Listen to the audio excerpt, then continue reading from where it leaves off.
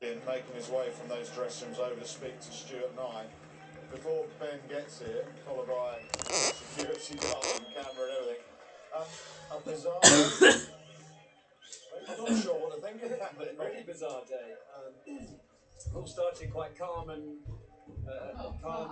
slow, didn't it? In the morning, Darren Mitchell grinding his way, played fantastically, bravely, ending up with 100. He was superb. And then, yeah, our afternoon changed around 3 o'clock, didn't it? When news filtered through that Ben Stokes had announced his retirement from international cricket. And amazing drama, him bowling at that time, and the crowd rose, getting a wicket.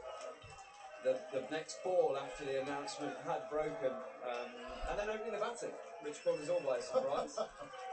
And England playing Bazball original. the original style, probably even a little bit more than the original style. So, yeah, you know, New Zealand ultimately are ahead of this game, but now's the time to talk about this wonderful cricketer, Ben Stokes. He's just going to grab a microphone off Brando.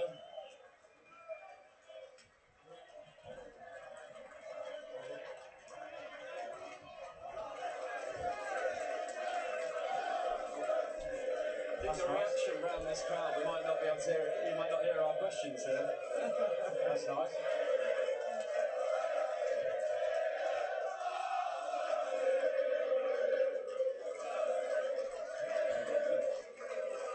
I really know what to do now. I think just listen to this for a moment. Take it in. Thank you. How you feeling? Yeah, it's been an interesting, not only probably 4 or 5 weeks, but I think it's 6 months in general. And there's all types of emotions when I think this day comes to everyone. There's relief, there's happiness, there's excitement, there's sadness, there's everything that you go through, I guess. But yeah, so all of those words I use there, I think sums up pretty well. We're going to talk about the highs of what you've achieved on the cricket field as a player and as a leader in a minute, but the emotions that you've been through since the Ashes. You spoke to me ahead of that Lord's game and you said, you know, you couldn't switch off, you're thinking about it all of the time. How have those emotions been? What has that ride been like for you away from cricket? Yeah, it's been really tough, and I'm sure a lot of you know, not necessarily players, but also captains can understand it. Someone that I've spoken to quite a lot around this kind of stuff is Joe, and yeah, he gets it. He understands it, and it does.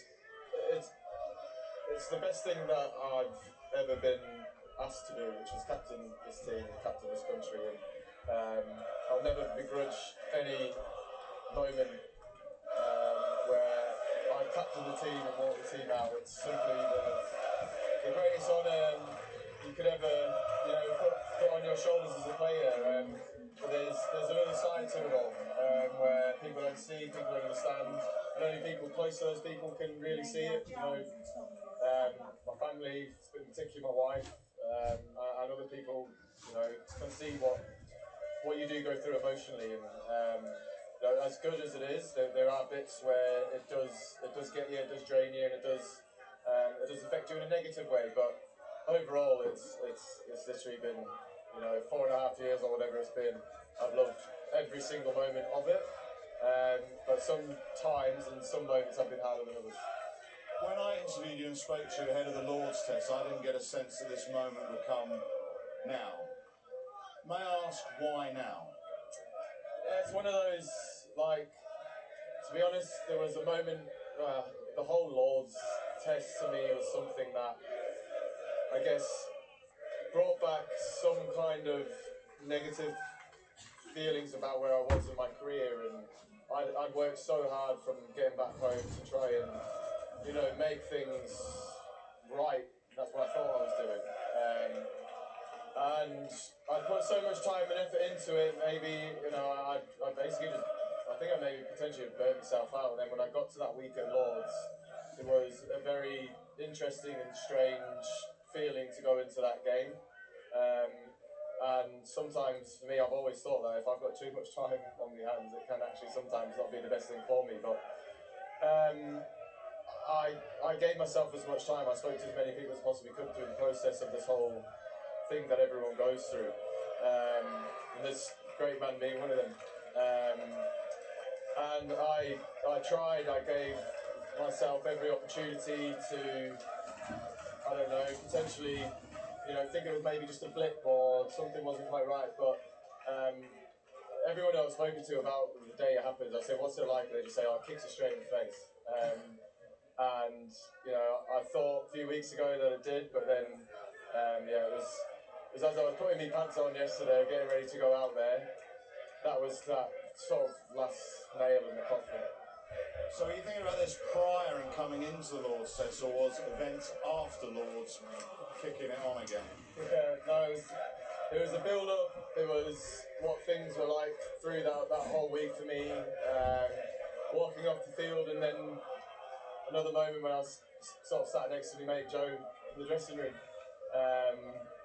And then obviously he had another scenario to it, which adds so much more to everything. But Mordy, to be honest, it's never ever simple or easy with me, is it? Not really, no. That's been one of the good things about my career, I guess, is we can have a laugh about this. Is nothing can ever be simple, and that was an unfortunate situation to be involved in over the last 2.5 weeks. But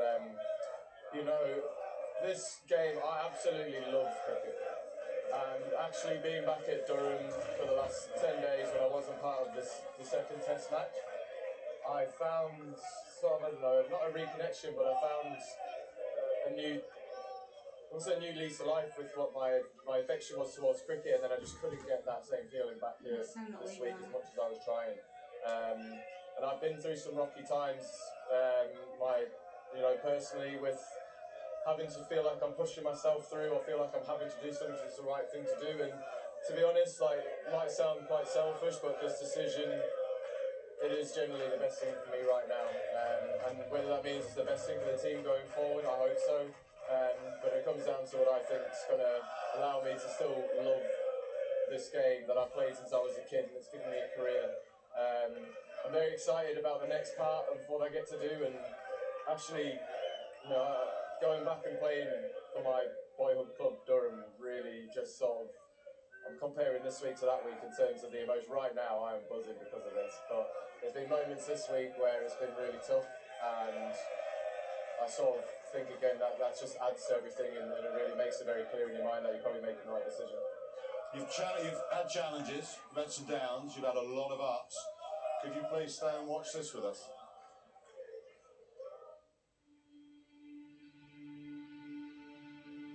It is not the critic who counts. Stokes is neither a proper batsman or a proper bowler.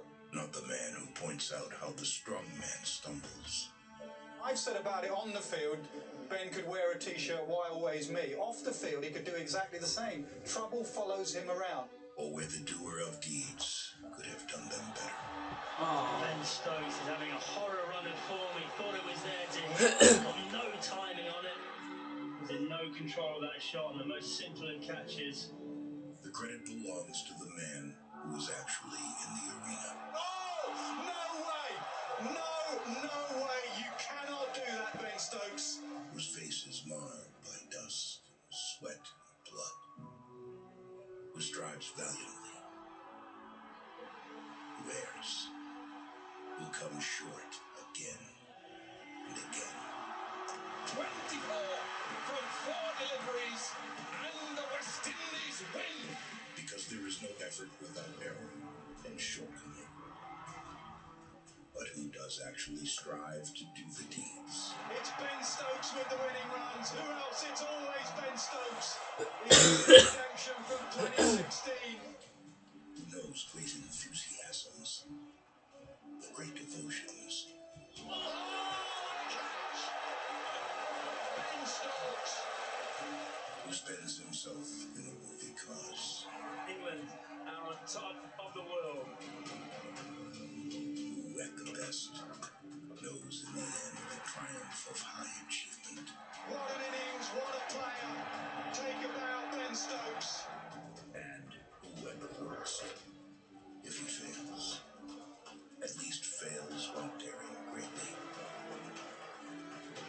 whose place shall never be with those cold and timid souls who neither know victory nor defeat.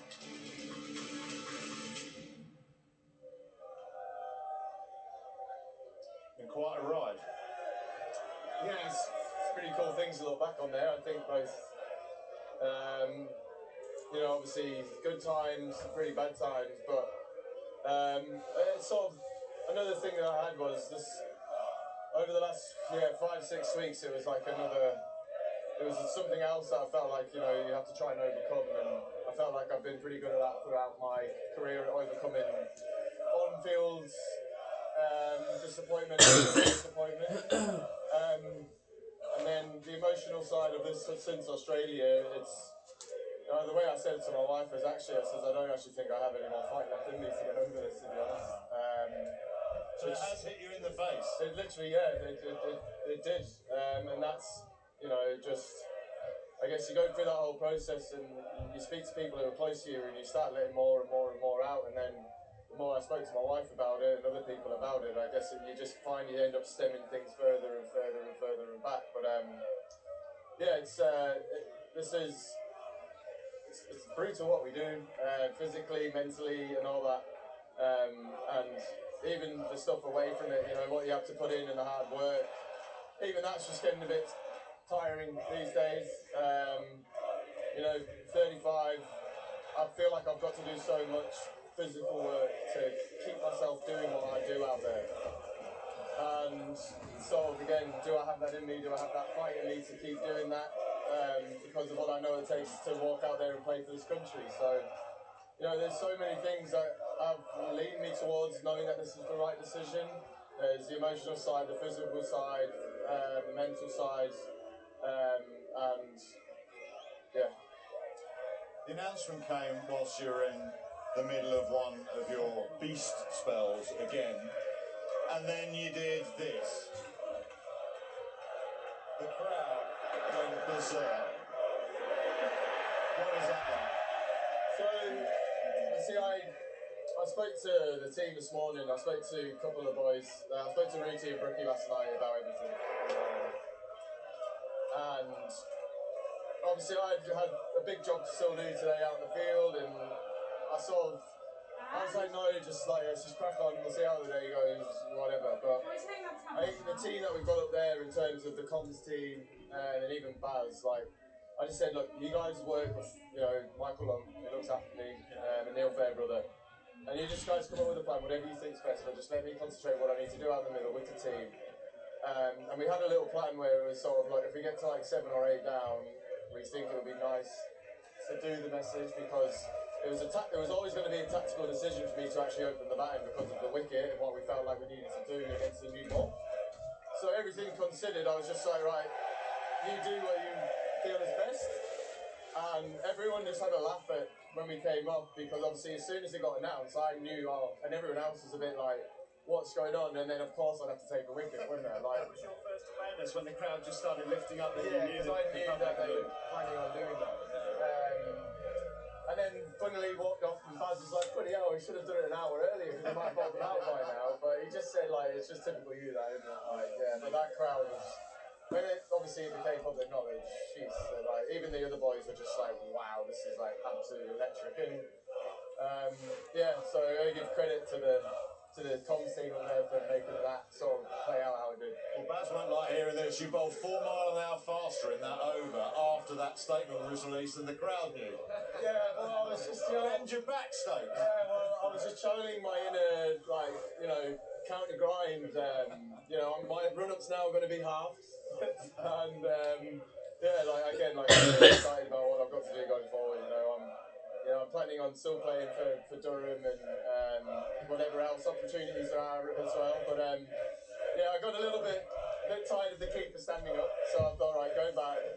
I'll start bending my back a bit more now. So, but it's amazing, adrenaline, crowd, energy, what it does to you. Like, I think he said the same thing. That's the kind of stuff that you really, really, really aren't going to miss. When you feel the crowd get behind you, it gives you this extra burst of something that you just never know. And I remember his last day out on the field, like, I wasn't even bowling, and I felt the goosebumps, and I felt like I sort of had my moment that Brody got today, but yeah, it was cool.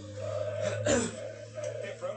You said it was a plan to come out and back. Oh, I was on commentary. I thought, hang on, Ben's running off here.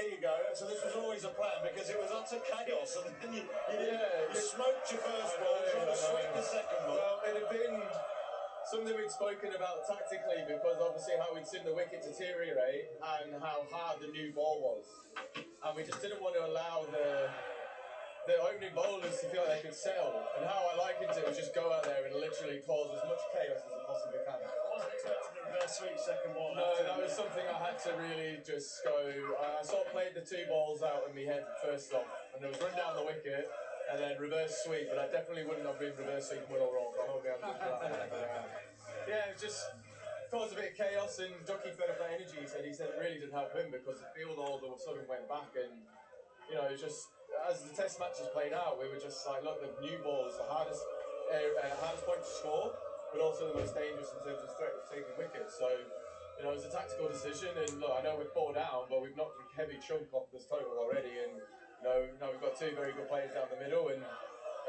so look, we would have loved to have maybe only come in tonight 1-2 down, but the tactical reasons were just to go out there, cause a little bit of chaos, and then turn back up tomorrow and see where we are. But we've knocked a good chunk off this total, and it's pretty obvious that this wicket's just getting harder and harder and harder to score on. But I do have to say, the way that I thought Ratchin and Darryl played today was, you know, gutsy, courageous, whatever it was, and you know, like, hopefully we can get a little bit of things go our way as well, but the way that they just stuck in there and obviously played the way that they thought was best for them to get ahead of the game like they have done, you got to hold your hands up and say well done.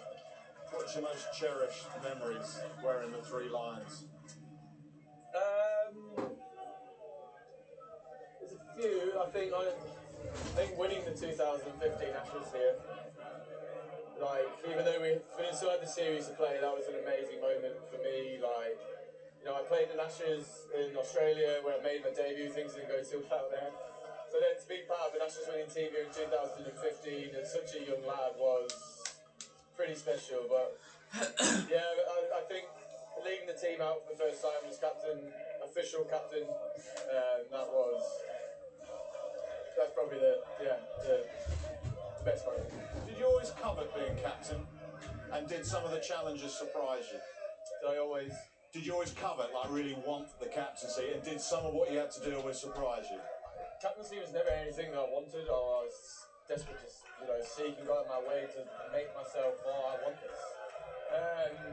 It was just sort of one of those opportunities after, you know, I was vice captain to Joe, and really enjoyed it, and then, yeah, just sort of, I was like, why not?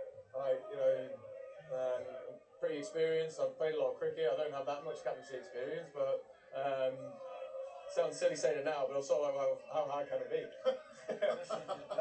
Hard. Very hard. But no, I'd never seeked it out. I'd never thought that I would ever like be pushing myself towards this role. And I guess that's maybe why I've loved it so much, because it's never been something that I've seeked, and it just sort of fell on my lap, and I took it on, and I've absolutely loved every single minute of working with Baz, Keezy. You know, I've shared the dressing room with some of the greats of the English cricket, Brody, Jimmy, you know, loads of others, and then I've also seen the other side of it, where we've seen these young, talented people who are going to carry the shirt forward for a very long time come into the environment. So, look, I'm incredibly lucky, and I feel very lucky that I've played for as long as I have done, but I've also had an opportunity to be able to captain the team. Where does Headingley sit? 2019. Yeah, I think the moment itself was pretty good, but I always look back at that moment and think about the week after when we had to rock up to Old Trafford, and it was like, right, we need to forget about all that, and that was really, I think, that was quite tough. Like, if that was the last game of the series and we won the series like that, I mean, that would have been pretty mint. But yeah, look, one of my favourite knocks in terms of the whole situation and where the series was, I just wish it could have meant we ended up winning that series. But I'll always be proud of what I managed to do there, and yeah, shame we didn't end up winning the series, but I loved every minute of that game and that innings. And World Cup winners? 2 times? Yeah. I think when you look back on your things, and I've spoken to people about this, I've always said, like, you know, I'm pretty happy and content with what I've managed to do in terms of everything. You know, I've captained well. an Ashes winner, won a 50 over World Cup, T20 World Cup. I've also had the opportunity to captain the team and play alongside some of the best players to play the game. So there's not too much I can complain about, really. How would you compartmentalise all the excitement that, you know, moments like this that you're right in the thick of it? NASA made a great comment when you won the World T20 at the MCG on commentary. It's Ben Stokes. It had to be Ben Stokes. You always seem to find that moment to be right at the thick of it, right at the coalface. I don't know, I guess it's me. I seem to find it a lot on the field and also off the field. I guess that's just, yeah, I don't know. Honestly, I don't know. I guess just, I find myself in situations and take them, you know, head on and yeah, just try and always give my best. And I'm lucky that I've been involved in some pretty special ones out in the middle for England. Thank you very much for the entertainment. I got to know your mum well, but didn't know your dad too well, but I think I can say this, they'd be very proud of you, mate. Yeah, thank you very much, Robbie. Cheers. Well done. Thank you. Cheers, buddy.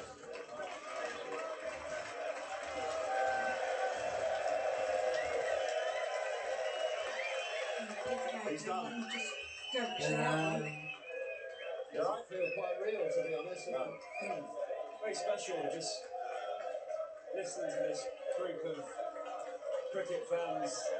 I don't know what's the right word, serenaded really, with different songs and chants, and his family there. Lace and Libby, yeah, just, I don't know, just standing next to him there, it's the right decision.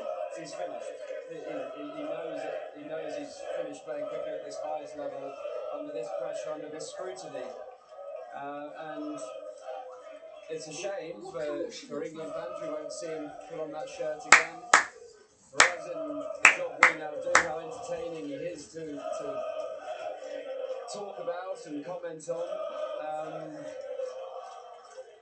But he's been a generational talent, an outstanding warrior for English cricket, and he will be sorely missed.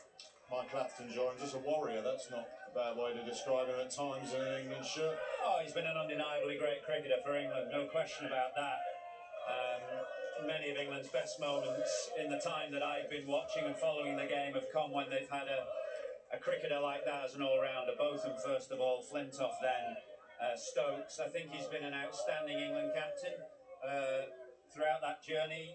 The first couple of years, a transformation, the likes of which few of us have seen, of a sporting team that was pretty moribund really, and he turned it around with the help of others.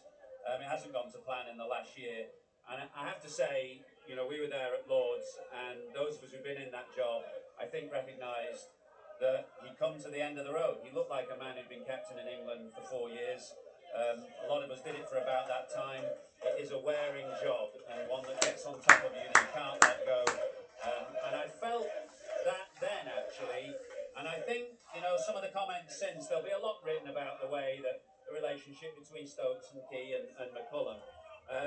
But I think they recognised it too, actually, Rob Key and Brendan McCullum. You know, Rob Key in his press conference said it was when they disciplinary measures landed, he said, I have to do what's right for Ben and the team. It's about more than Sunday night. I think they saw a man who'd had enough of the captaincy, and I think, you know, Ben kind of admitted it there, that, you know, Lord's, all the bad feelings from Australia came flooding back. So he knew he'd had enough, really. And then there comes a point when you're 35 and you've done the job for 4 years, you probably can't see him playing under anybody else. So that has hit him quite forcibly. I'm sorry, actually, that he came out to open tonight, though. I can see an alternative scenario where England go in 2 down tonight, having played, say, slightly more within themselves, and the whole anticipation of the day tomorrow with a full house, a 5th day, free tickets, and perhaps an anticipation of a final day miracle. But that's not the way he and they chose to go. Can you describe how Ben and Brendan, with a bit of Rob Key as well, of course, changed that test match environment? You played under a number of captains, a number of coaches, seen some highs, some lows. Was it like a breath of fresh air coming through? Very much so. It was very smart. You know, we'd come off a back of one win in 17 Test matches through that COVID period. It was very restricted. It was very difficult to find a huge amount of joy, not on the field but off the field and everything. And they came in and wanted to. They felt like it was a group who were fearing failure, and they wanted to free that up completely. So they didn't talk about the result. It was not about let's win this game. We've got to not lose that game, draw this game. It was about the next hour. It was freeing ourselves up. Doesn't matter if you get out. You know, all that run towards the danger. It was very short, present conversations with experienced cricketers that knew what they were doing. They knew their game. How it's evolved a little bit is a younger group who don't know their game so well getting given that freedom, and it might be not as consistent. You know, it's very rare for cricketers to play innings like Johnny Bairstow did in that summer, and Joe Root did in that summer, and it was a wonderful. I just think selfishly back to the last 2 years of my career, it was a wonderful last 2 years. The way to finish in such a free environment that you were given responsibility to play on the front foot in as positive way as you possibly could. Still, training was incredibly tough and driven, and I think they're both incredible. Ben Stokes got a lot of empathy as a man and as a leader. He connects with your emotions. He has time for everybody. And Brendan McCullum, in my opinion, is like a psychologist, lifting everyone's spirits and boosting everyone's mentality rather than a technical coach. And it was a brilliant environment to play cricket under with experienced, hardened cricketers. When you watched and you were on commentary when we played out the ECB message that Stokes talking to the players, you picked up on Jacob Bethel, who was sat to Ben's right. What did you pick up from just that he looked as gobsmacked as the rest of us. So whether some more experienced players saw it coming, of course Jacob Bethel's very young himself. He probably doesn't recognise what the England captain takes out of a man, although he might recognise it in due time. But I think just looking at him, he looked gobsmacked. So it looked as though this came as news to the team, and it took them by surprise. And it was orchestrated, obviously, this afternoon. That announcement to get out before Stokes opened the batting, because had they not announced anything and he opens the batting, it gives everything away. And clearly he wanted to be in the thick of the action as that announcement came. So that was an 11-over spell. And of course, an 8-over spell this morning, 11-over spell this afternoon, they're the kind of spells that characterise him as a bowler and as a cricketer. Somebody who wants to be right in the thick of the action, and of course the drama of getting a wicket with the first ball after the announcement came. I mean, these great cricketers, they script things for themselves. So that was very Botham-esque in a way. But as I say, the second half of it, I could see an alternative narrative that might have built tomorrow, but that wasn't to be. It was never dull with Ben, on or off the field, was it? No, and these great players, they're not ordinary. They're different, and that's how his career has been. He's had his moments, obviously, off the field, both in the last 2 weeks at Bristol in 2017, sent home from the Lions. But, that early action from Andy Flower, I think, sent him home from the Lions, I think, got him into a place where he could make the most of his talent. We saw him on the Ashes series, first of all, came into the Adelaide game, that 100 at Perth, which I can't remember, the second or third test, straight away you thought, an England cricketer here for the long time. It was an excellent innings on a very fast pitch against a top-class attack, and he looked like somebody who thrived on the action and on the battle and on the confrontation. And that's been the kind of cricketer he has been for so long. We've been lucky to watch him. My lad sent me a text. He said, "I'm so sad. He's the best cricketer I've seen. So enjoyed watching him." And, but these careers, they eventually come to a close. He's given us fantastic memories. We've been privileged to watch him. My phone has been pinging all afternoon from mates saying, this can't happen. He's got to stay. His final act on an international cricket field was a bit of a mow to mid-wicket. He was going down, though, with a blaze of glory. But that is the final act. Yeah, it wasn't going to be a defensive shot, was it? Yeah, he had a lovely shot over the offside, the ball before, and was going to continue on trying to find the boundaries. He found the middle of the bat pretty nicely today, actually, for his 30. and it was a wonderful ovation. I do lean on that side, actually, that England, the best chance of England winning the game, probably him coming out tomorrow and us being 2 down and seeing how we go. But he wanted to go down that tactical route, and who are we to argue with him, really, because he's been a wonderful captain of England, a great influence on matches and test matches, well, all matches, really, and wins brilliant moments. So just imagine if he was not yet in. Don't do it to yourself, Pat. No, Let it go. I know. It would have been I'm such with a you. story. I'm with you. Such a story. He's just dark. He's got to write about 20,000 words tonight. He didn't think he was going to have to write. I sort of wonder what Brendan McCullum was thinking. He doesn't give much away on the balcony when Stokes is blazing it away, thinking, why didn't you do that in Adelaide? Well, they obviously diverged in their views about the Ashes, and whilst I don't think he would expect Ben to play like that in a Test match all the time, I did feel that he felt England shouldn't have gone into their shells, that they'd come so far playing away a certain way, they had to see it through. And that's the point at which the project started to fall apart, really, when your coach and your captain are not on the same page. And I don't think that they fell out at all, just that they saw things from a very different perspective. And of course, when that starts to happen, you're not far from the end. But quite where England go from here is, very uncertain. They've got to try and replace a brilliant all-rounder. They've got to try and replace a brilliant captain. And there are not huge alternatives in either sphere. We will discuss that tomorrow. I'm just going to show you, though, Ben's numbers, final numbers in international cricket. All he'll have to do tomorrow is turn up at the end of the game, win, lose or draw, do the media. The thing is with Ben, do you judge him on those numbers? The one thing that stands out on that graphic there, only Ben Stokes and Jacques Kallis have scored 7,000 runs and taken 250 wickets in Test. 2 people in the history of the game, not Sir Gary. Well, an undeniably great cricketer. You can't repeat that often enough.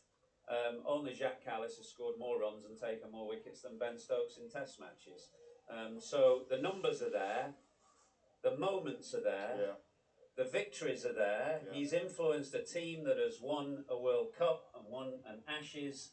So put that whole package together, an undeniably great player that England will be very sad to lose. Sad to see him go. I am, actually. Yeah, I really hoped he would continue through to next summer and lead this team a little longer. I think I feel the same with Joe Root and these players who we've seen for a long period of time influence English cricket. You want to soak up and enjoy watching them for longer, and now we won't see him on at the highest level on the greatest stage. But we have some pretty special memories. I'm a teammate, I just have to say. He was one of the most incredible teammates to have. You knew he was always with you. You knew he was always doing everything for the team to win, always supporting you. And we had some fun off the field as well. You did. Brody and I going to the pub, get writing. Did you ask him whether the curfew's on? No.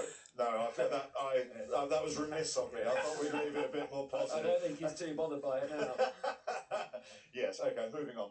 Women's golf for you to enjoy. Coming a little later. Cool.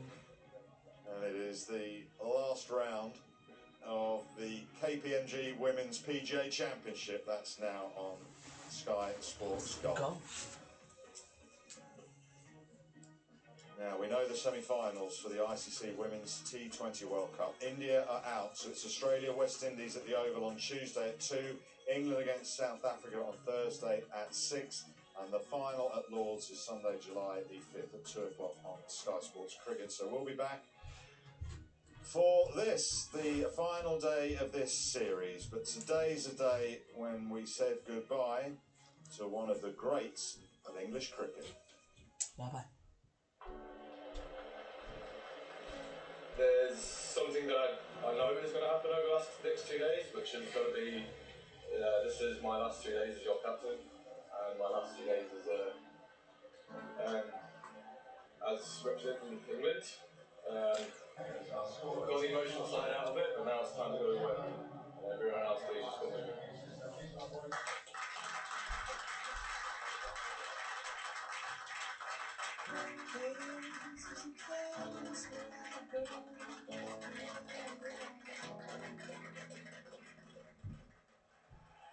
The news has now filtered around. The crowd have heard the news and they are standing. Stokes is about to start his 11th over.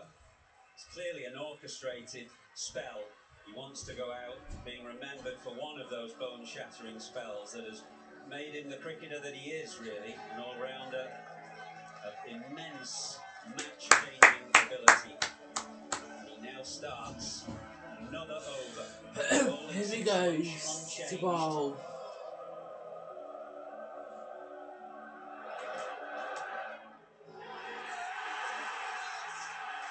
Second slip, can you believe it? Moments after the news has come that Stokes' international career is coming to an end, he has picked up a wicket, another wicket for this incredible cricketer. What a magical moment. For his family.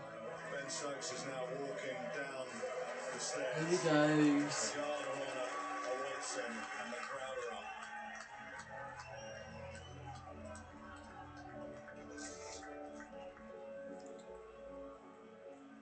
Hard to find the right words. There's a shock to everybody. As a teammate, you can't help but respect him and love him, and I would class him as a dear friend. Oh, hang on, here comes the declaration. I'm just keeping an eye on who is running off. It is not Emilio Gay, it is Ben Duckett and Ben Stokes. And it is indeed going to be Ben Stokes. Here he goes. The reception is going to be tumultuous.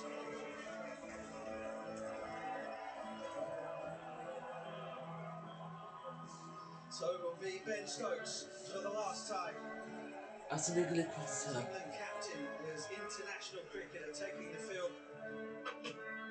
Oh, it's It's the gone. best thing that I've ever been asked to do, which was captain this team, captain this country. And Oh, I'll it's never gone. begrudge any moment. To be honest, like, it might sound quite selfish, but this decision, it is generally the best thing for me right now. This game, I absolutely love cricket.